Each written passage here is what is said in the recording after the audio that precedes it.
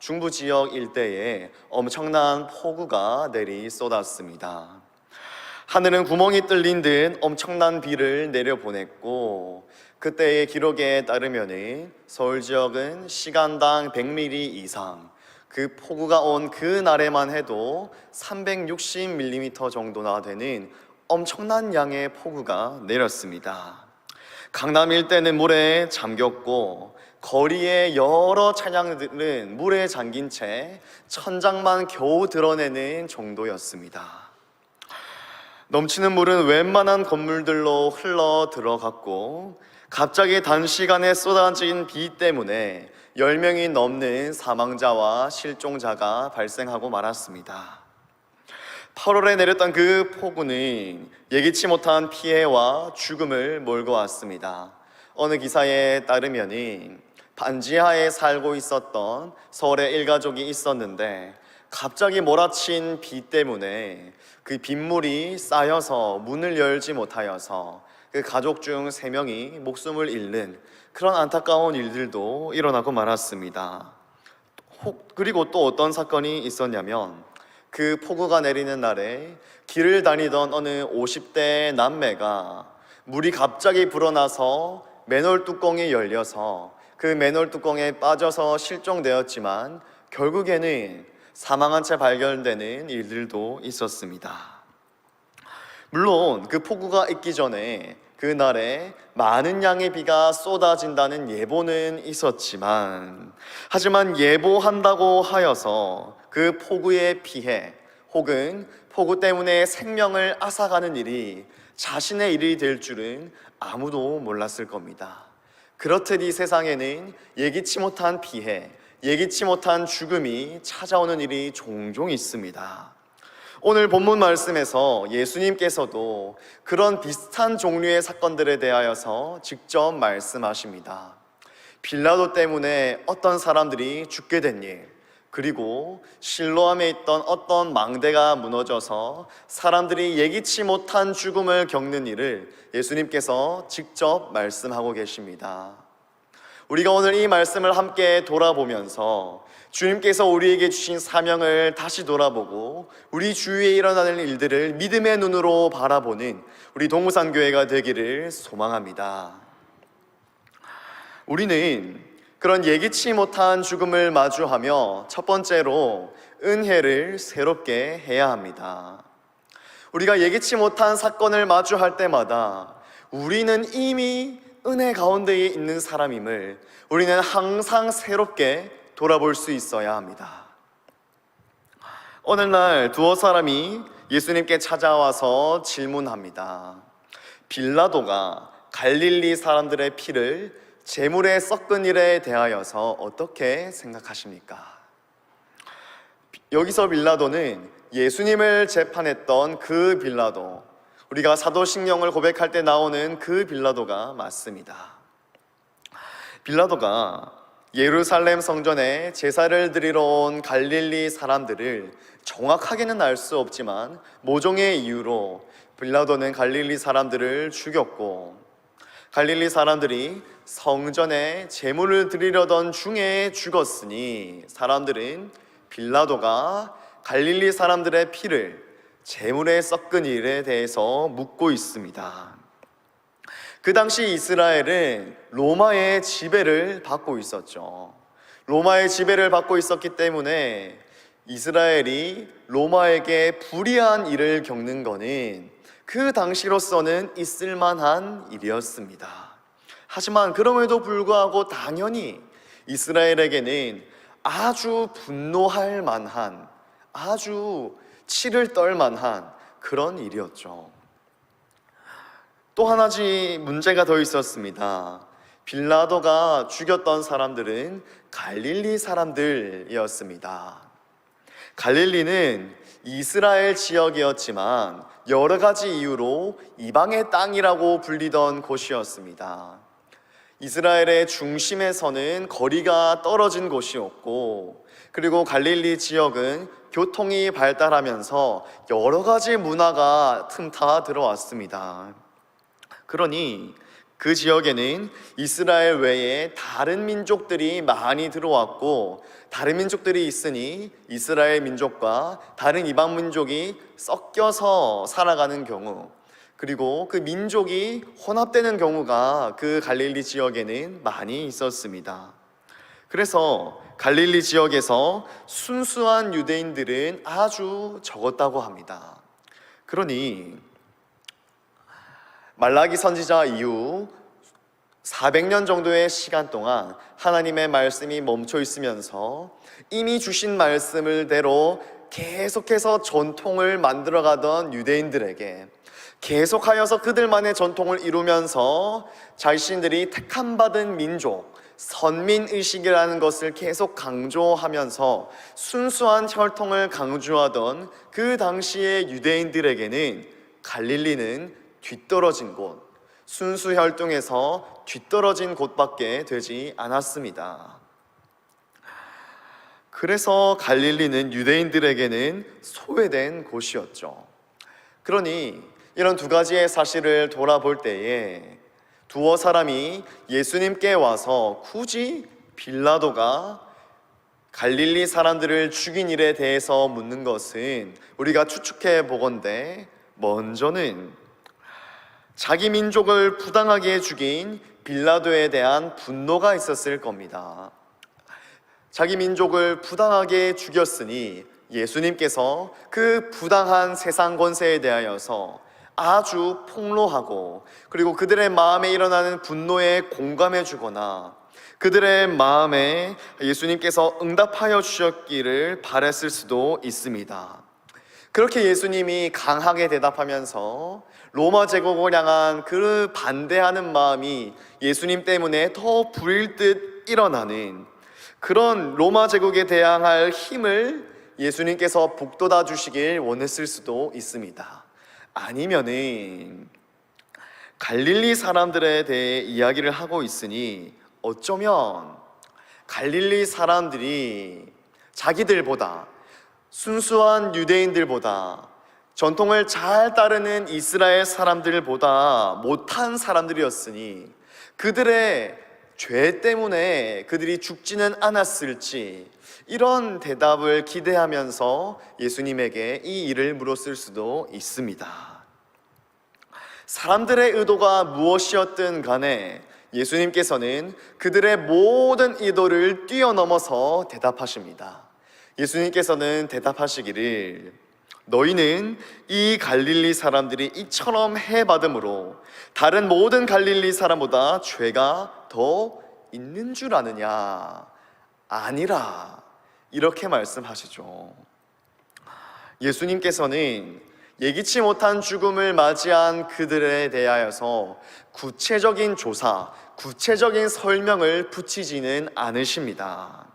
그들을 죽게 한 저 악한 로마 권세에 대하여서 비난하지는 않으셨습니다. 갈릴리 사람들이 남몰래 지은 심각한 죄가 있었기 때문에, 그들이 이스라엘의 순수한 민족에서 멀어졌기 때문에 벌어진 일이다, 이런 식으로도 말씀하지 않으십니다. 예수님께서는 너희라고 해서 그들과 먼저 생명을 마감한 너희들과 너희는 별반 다르지 않다. 너희도 회개하지 않으면 먼저 죽은 그들처럼 망할 것이다, 이렇게 말씀하십니다. 이어서 소개하는 예수님의 이야기도 마찬가지입니다. 예수님께서는 이어서 한 일화를 소개하시는데, 실로암 망대가 무너져서 갑작스레 죽은 18명의 사람에 대하여서 말씀합니다. 실로암은 물가이기 때문에 누구는 물을 마시기 위해, 혹은 어쩌면 누구는 공사에 동원됐을 수도 있겠죠. 어떤 이유에서였든지 실로암에 있던 그 18명은 자기가 원해서 죽은 일이 아니었습니다. 불의의 일로 예기치 못한 죽음을 마주했죠. 예수님은 그 듣는 사람들은 다 알고 있었을 그 사건에 대하여서도 말씀해 주십니다. 실로암에서 망대가 무너져 죽은 18사람이라고 해서 다르겠느냐? 그들이 죄가 더 있어서 그런 해를 받았겠느냐? 아니라 너희들도 회개하지 않으면 그렇게 망할 것이다. 이렇게 말씀해 주십니다. 예수님께서는 그 사람들과는, 예수님께 질문을 하러 온 사람들과는 다른 초점을 가지고 말씀하여 주십니다. 예수님은 빌라도에 대해서 사람들이 집중하기보다, 갈릴리 사람들에 대해서 사람들이 집중하기보다 먼저 사람들 자기 자신에게 초점을 맞추기를 원하셨습니다. 초점을 외부가 아닌 자기 스스로에게 두기를 원하셨습니다. 거룩한 성전에서 억울하게 죽었던 그 사람들, 그리고 실로암 망대에서 예기치 못한 죽음을 경험한 그 사람들, 그리고 그 일들을 가지고 예수님께 질문을 하러 온 그 너희들이라고 표현된 사람들, 그들 모두는 별반 다르지 않은 사람들입니다. 예기치 못한 죽음을 당한 자는 더 많은 죄를 지어서 죽은 게 아닙니다. 마찬가지로 예수님께 질문한 그 사람들은, 그들이 먼저 죽은 사람들보다 죄가 덜해서, 잘못이 얼마 없어서 살아남아 있는 일도 아닙니다. 모두 다 하나님 앞에서 죄인이기에 누가 죽어도 핑계하지 못하고, 단지 살아남아 있는 자들은 하나님의 은혜 때문에 살아 있습니다. 성도님들, 저는 잘 알다시피 몇 주 전에 여름 휴가를 다녀왔습니다. 며칠은 휴양림에서 보내고, 또 주말에는 교회 탐방을 위하여서 주일 오전에는 남양주에 있는 교회로, 주일 오후에는 서울 강남 서초동에 있는 교회로 탐방을 갔습니다. 서초동에 있는 교회에 전도사님 두 분이 저와 친분이 있었기에, 한 분은 대학 동기였고 한 분은 SFC 선배였어서 아주 마음 편하게 그 교회에 방문해서 오후 예배를 경험하고 왔습니다. 오랜만에 만나니 동료 전도사님들은 저에게 하루만 더 있다가 가라, 주일을 지나고 하룻밤 더 자고 월요일에 돌아가라, 이렇게 말을 해줬지만 저는 정중하게 거절하고 주일에 곧바로 부산으로 돌아왔습니다. 그런데 그 다음날 월요일이 되어서 제가 떠났던 그 교회에, 그 서초동 지역의 강남 일대에 설교를 시작하면서 말씀드렸던 그 폭우가 내리 쏟았습니다. 그래서 괜히 걱정이 되어서 전도사님들에게 연락을 해보니 아니나 다를까 그 교회도 물이 터져고 물이 역류하고 교회에 물이 쌓여서 교회에 틈타 들어온 물을 퍼내기 아주 바빴습니다. 메신저로 자기들이 교회에 물 퍼내고 있는 사진을 저에게 보내주기도 했죠. 그 일들을 보면서 제가 무슨 생각을 했겠습니까? 저는 아주 간단한 생각을 했습니다. 역시 친구 말 안 듣길 잘했다. 나는 어쩜 그렇게 비를 피할 휴가 계획을 짰을까? 나의 휴가 계획은 최고였다. 이런 생각을 했죠. 하지만 이렇듯 감상적인 휴가 생각과는 달리 서울의 폭우는 너무나도 처참했습니다. 저는 그 같은 감상에 빠져 있었지만, 제가 감상에 빠져 있는 그 시간에는 가족의 죽음을 맞이한 일들도 있었고, 자기도 모르게 맨홀에 빠져 죽은 사람도 있었으며, 그리고 자기의 생활의 터전에, 시장 상인이라면은 자기의 모든 물건이 물에 빠져서 다 버려버리고 추석을 앞두고 걱정에만 빠져야 하는 그런 일들을 사람들은 겪고 있었습니다. 그런 피해 소식들을 접하면서 잠시 돌아보았습니다. 그렇게 돌아보던 가운데에 오늘 본문의 말씀이 떠올랐습니다. 이 말씀은 제가 그 부산에 있는 용인고등학교를 다니던 시절 우리 학교에 자주 찾아오셔서 말씀을 전해주시는 침례교회 목사님이 계셨는데, 그 목사님께서 이 본문을 가지고 몇 안 함께 모인 학생들에게 말씀을 전해주셨었습니다. 그 즈음에 세월호 사건이 있었기 때문입니다. 예기치 못한 죽음, 그런 사건에 대하여서 직접 이렇게 말씀해주는 몇 안 되는 본문이기 때문에 아마 그 당시에 목사님이 학생들에게 이 말씀을 가지고 설교를 해줬던 것 같습니다. 저는 그 목사님이 이 본문으로 어떤 설교를 해주셨었는지는 아무런 기억이 나지 않습니다. 하지만 분명한 것은 우리가 그런 예기치 못한 사고, 예기치 못한 죽음을 마주할 때에 우리가 그냥 넘기기보다 그 일에 담긴 영적 의미, 하나님께서 그 일을 통하여서 우리에게 주시는 뜻이 무엇이 있을지, 하나님의 숨겨진 뜻에 대하여서 우리는 꼭 돌아보아야 할 필요가 있습니다. 안타까운 죽음을 맞이한 그들이라고 해서 그들이 우리보다 죄가 많은 건 결코 아닙니다. 그리고 여전히 피해를 비껴간 우리들이라고 해서, 살아있는 우리들이라고 해서 죽은 저들보다 우리가 더 의로운 것도 결코 아닙니다. 우리가 지금 여기에 살아서 있는 것은 단지 주님의 은혜 그 한 가지 때문입니다.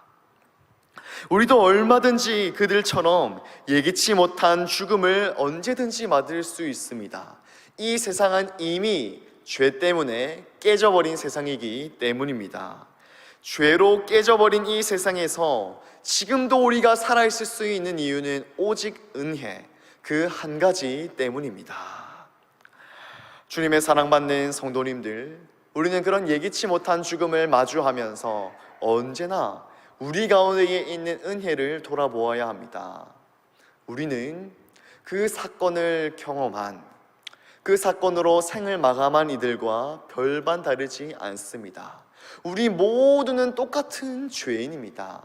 단지 우리는 다 알 수 없고 우리는 다 이해할 수 없는 하나님의 일들 가운데에 우리가 우리의 입장에서 은혜라고 말하지만 우리는 알 수 없는 그 하나님의 뜻 가운데에 은혜 때문에 우리는 지금 여전히 살아남아 있죠. 인간의 죄로 이 피조 세계가 이제까지 고통받으면서 탄식하면서 그런 자연재해를 쏟아내는 중에 우리는 얼마든지 갑작스레 죽을 수 있습니다.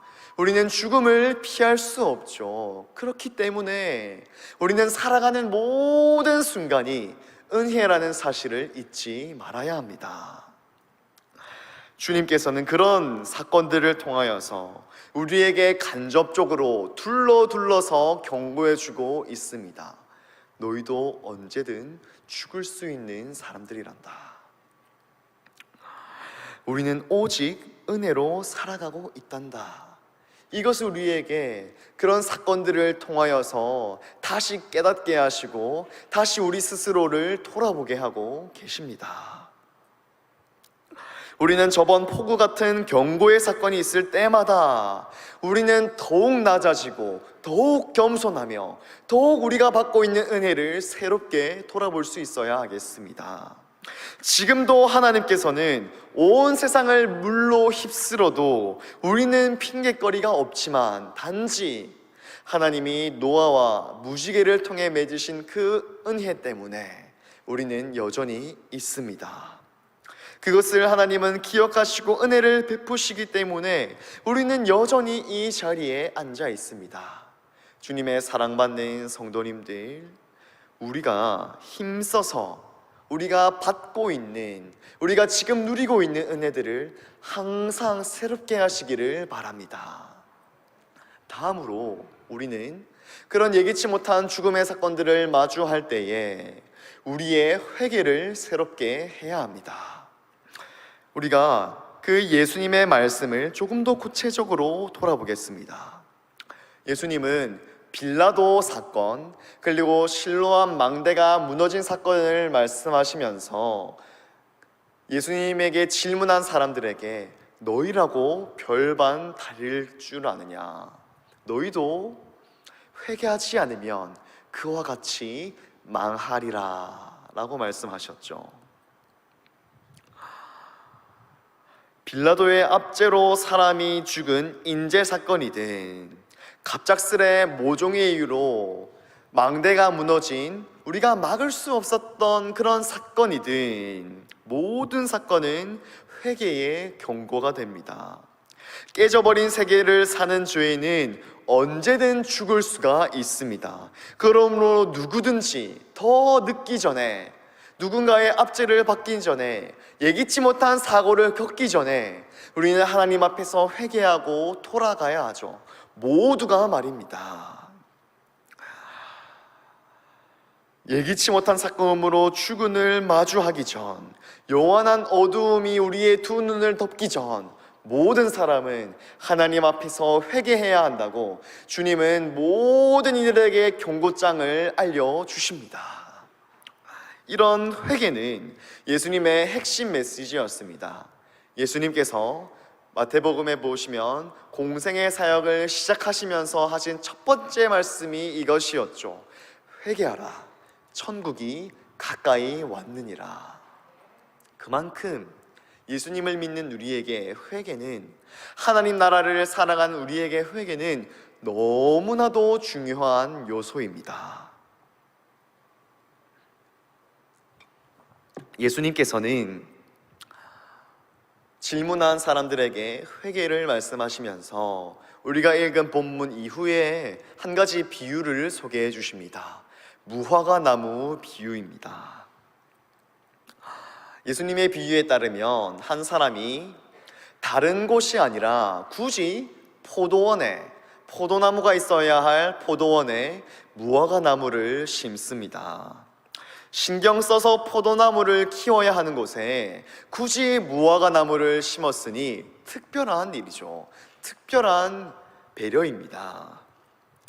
그런데 3년 동안이나 무화과 나무는 열매를 맺지 못합니다. 그래서 주인은 열매가 없으니 포도원 지기에게 그 무화과 나무를 찍어서 내버리라 라고 합니다. 하지만 나무지기는 1년만 저에게 더 허락해 주십시오. 그동안 무화과 나무 근처에 땅을 파서 나무가 물을 잘 먹게 하고 나무에 거름을 줘서 양분을 잘 받아서 무화과 나무가 열매를 맺을 수 있도록 더 노력해 보겠습니다. 그러자 그렇게 말하면서 나무지기는 1년 뒤에도 열매가 없으면 나무를 찍어서 내버리십시오 이렇게 합니다. 주인에게 무화과 나무에 1년을 더 쓰는 것은 손해입니다. 이미 3년 동안 열매를 맺지 않았으니 말이죠. 어서 무화과 나무를 버리고 그 자리에 다시 포도나무를 심어서 포도나무 소출을 얻는 것이 주인에게는 더 이득입니다. 하지만 주인은 참으면서 그 나무지기의 말에 따라 1년의 유예기간을 주었을 것입니다. 여기서 무화과 나무는, 예수님의 비유에서 무화과 나무는 이스라엘을 상징합니다. 이제껏 하나님께 죄를 지어온 이스라엘 백성이지만 하나님께서는 그들에게 말미를 주시고 더 오래 참아주시겠다는 비유의 말씀이죠. 하지만 이스라엘에게 남은 시간은 많지 않았습니다. 하나님께서 주신 그 유예의 시간 동안 이스라엘 백성들은 하나님께 돌아왔으니까 일부는 그러했지만 그들 전체는 그러지 못했습니다. 그들에게 회개의 경고를 전해주신 예수님을 이스라엘은 죄인으로 여기고 십자가에 못 박고 말았죠. 결국 그들은 복음 앞에 넘어지고 건축자들이 버린 돌 그에 넘어지고 이스라엘 바깥의 이방인들에게 복음이 흘러갔습니다. 이스라엘의 넘어짐은 이방인의 풍성함이 되었고, 그리고 그런 원리에 따라 신약 시대에 살아가는 우리가 예수 그리스도의 복음을 받게 되었죠. 로마서 11장 20절 말씀은 이렇게 말해줍니다. 옳도다. 그들은 믿지 아니함으로 꺾이고, 그들은 이스라엘입니다. 그들은 믿지 아니함으로 꺾이고 너는 믿음으로 섰느니라. 높은 마음을 품지 말고 도리어 두려워하라. 이어지는 21절입니다. 하나님이 원가지들도 아끼지 아니하셨은즉 너도 아끼지 아니하시리라. 네. 하나님께서는 끝까지 복음을 거부한 원가지들, 먼저 부르심을 받았던 그 이스라엘을, 무화과 나무를 버리셨습니다.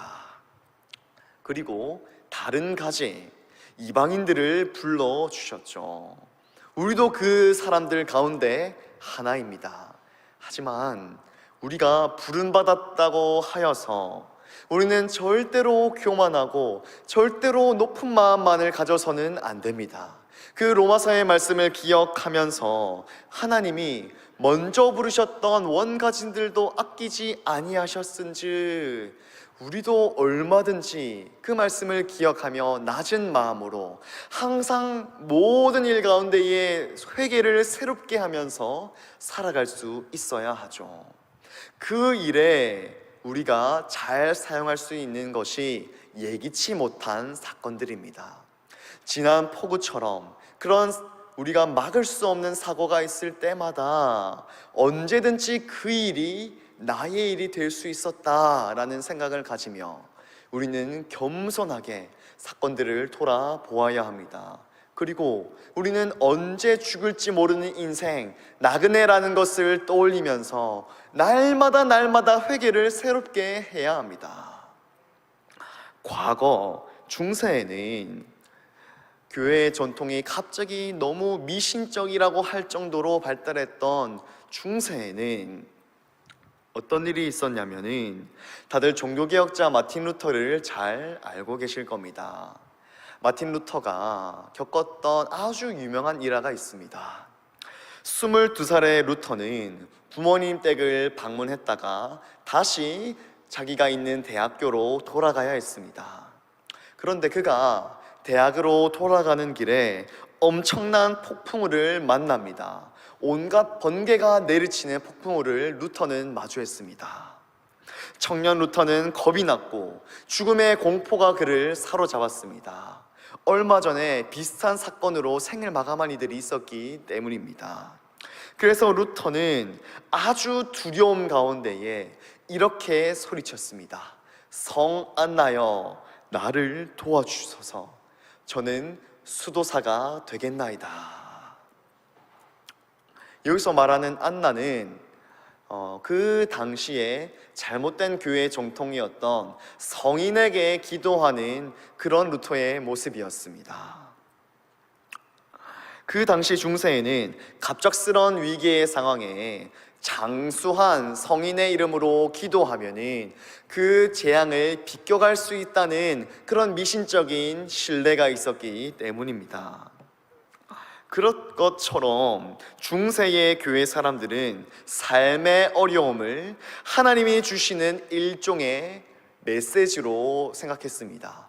그래서 청년 루터는, 종교개혁을 일으키기 전에 루터는 자신이 예상하지 못했던 그런 폭풍우, 번개를 맞아 죽을지도 모르는 그런 위험 가운데에서 하나님이 주시는 메시지라고 생각하면서 수도사가 되겠다고 결단하는 그런 모습이 있었죠. 성도님들, 비록 우리는 그런 중세 교회 사람들처럼 미신적인 신앙을 가질 필요는 없습니다. 하지만 어느 정도의 원리는 우리가 따올 수도 있겠죠. 재해를 마주할 때에, 우리가 해결할 수 없는 사건을 마주할 때에, 예기치 못한 피해와 죽음을 마주할 때에 우리는 그 가운데에 담긴 영적 의미, 하나님의 경고를 돌아보면서 우리가 더욱더 회개를 새롭게 할 수 있어야 합니다.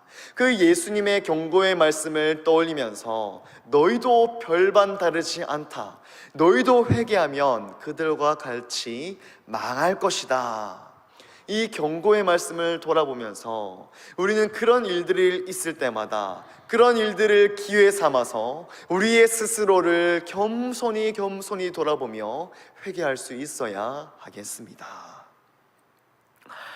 우리가 간단하게 회개에 대해서 나눠볼까요?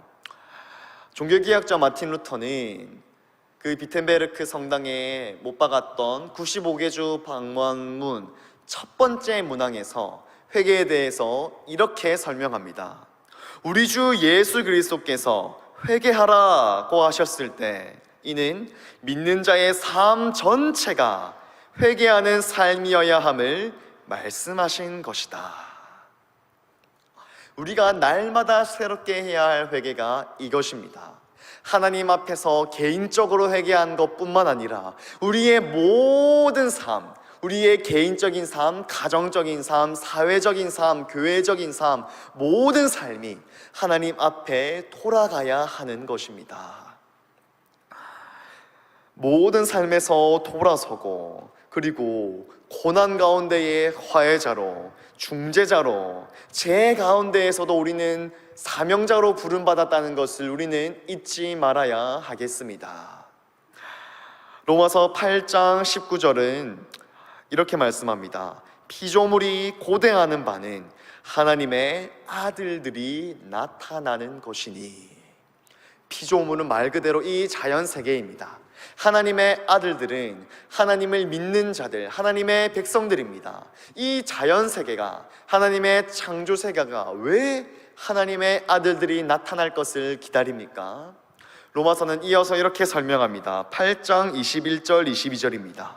그 바라는 것은 피조물도 썩어짐의 종노릇한 데서 해방되어 하나님의 자녀들의 영광의 자유에 이르는 것이니라. 피조물이 다 이제까지 함께 탄식하며 함께 고통을 겪고 있는 것을 우리가 아느니라. 말씀에 따르면은 피조물들도 이 죄로 깨져버린 세상을 살아가며 아파하는 우리들 뿐만 아니라 이 피조세계도 죄 때문에 고통하고 신음하고 있다라고 로마서는 말씀합니다. 그러니 이 피조세계는 하나님의 아들들이, 하나님의 자녀들이 나타나기를 기다리면서 하나님께서 하나님의 자녀들을 통하여서 마지막 날에 이루실 이 세상의 완전함, 영광의 자유가 이르게 될 그날을 이 창조세계도 바라보고 있다라는 것이죠.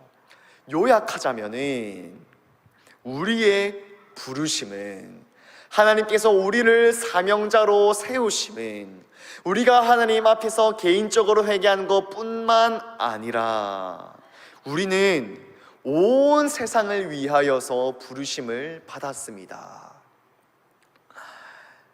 우리처럼 똑같이 죄로 깨진 세상 속에서 고통받고 신음하는 이 세계를 위하여서도 우리는 부름받았습니다. 그러니 주님의 사랑받는 성도님들, 우리는 개인적으로 하나님 앞에서 회개하는 것뿐만 아니라 웃는 자들과 함께 웃기도 하고 우는 자들과 함께 울기도 하며 형통한 날에는 기뻐하고 곤고한 날에는 서로를 돌아보아야 합니다. 우리의 기회 있는 일은 물론이고 세상 전체에 관한 일에도 말입니다. 지난 폭우 같은 사건들이 있었을 때에 우리가 온 세상을 위해 부르심을 받았다는 것을 우리가 돌아본다면 나에게 있어서 회개할 거리를 찾는 것은 물론이고 우리가 온 세상 가운데에서 함께 회개할 것은 무엇이 있을지도 돌아볼 수 있어야 합니다.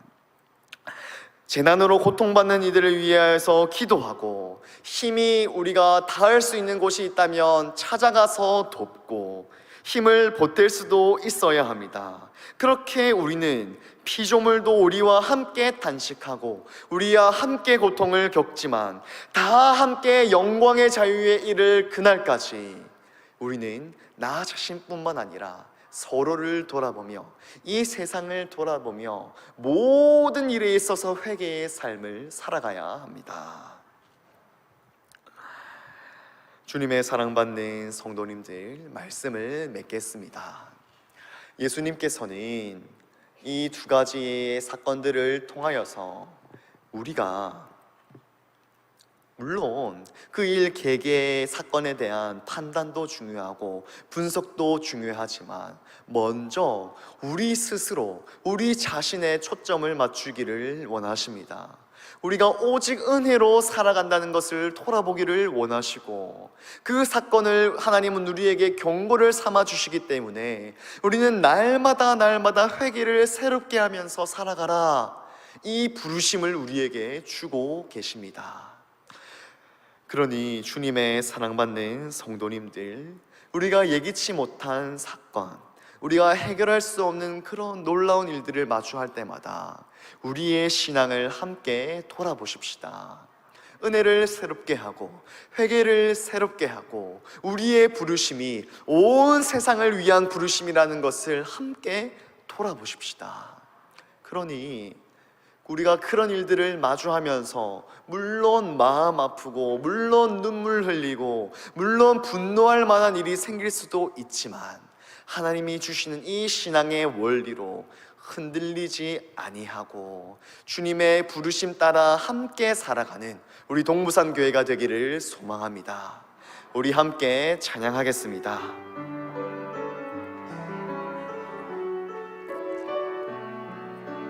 우리 함께 고백하겠습니다. 오직 주의 은혜로.